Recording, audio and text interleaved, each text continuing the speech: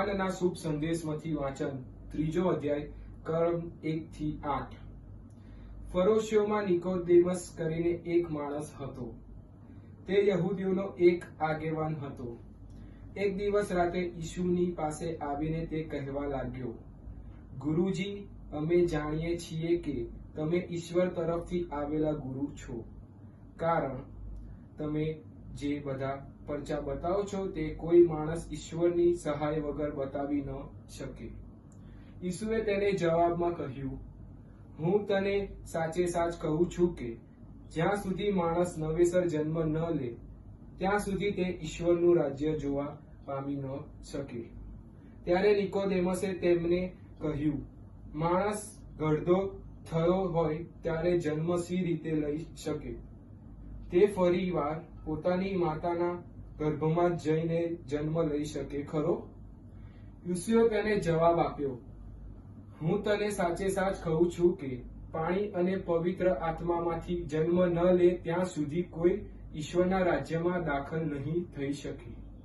દેહમાંથી તો દેહ જ જન્મે અને આત્મામાંથી આત્મા. એટલે તમારે નવેસરથી જન્મ લેવો જોઈએ. એમ હું કહ્યું એથી નવાઈ પામવાની જરૂર નથી. પવન મરજીમાં આવે એમ વાય છે, એનો અવાજ સંભળાય છે, પણ એ ક્યાંથી આવે છે અથવા ક્યાં જાય છે એની ખબર પડતી નથી. એવી જ રીતે આત્મામાંથી થતો જન્મ પણ અકળ છે. આ પ્રભુની વાણી છે, તે આપણો આધાર છે. ઈસુની જય. વાલા ધર્મજનો, એક વખતની વાત છે, એક માણસે જૂનું ઘર ખરીદ્યું.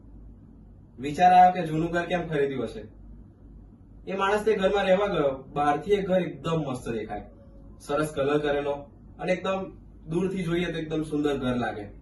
પણ અંદર જઈએ ત્યારે આપણને ખબર પડે કે છત ટપકતી હતી, સળિયા દેખાતા હતા, પોપડા વળી ગયેલા હતા અને પાયા એકદમ ખરાબ થઈ ગયા હતા. તે માણસે વિચાર કર્યો, મારે એને રિપેર કરાવવું પડશે.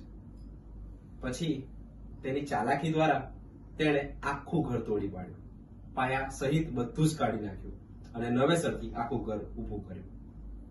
મારા વાલા ધર્મજનો, આજના શુભ સંદેશનું શીર્ષક નવો જન્મ છે. આપણે પણ એક ઘર જેવા જ છીએ. બહારથી કદાચ સારા કપડા પહેરીને ચર્ચમાં જતા હોઈશું, દરરોજ કે દર રવિવારે કે દર મહિને કદાચ વાર્ષિક ખ્રિસ્તી તરીકે. પણ જો અંદરથી આપણું હૃદય ભાંગેલું હોય, આત્મા આપણો મરી ચૂકેલો હોય, તો કશું જ કામનું નથી. આજે ઈસુ પેલા નિકોદેમસને કહે છે કે જ્યાં સુધી માણસ ફરીથી જન્મ નથી લેતો ત્યાં સુધી તે ઈશ્વરના રાજ્યમાં પામવા નથી પામતો. મારા વાળા ધર્મજનો, આપણી માટે પણ આ વાક્ય લાગુ પડે છે. આપણે પણ નવો જન્મ લેવાની જરૂર છે.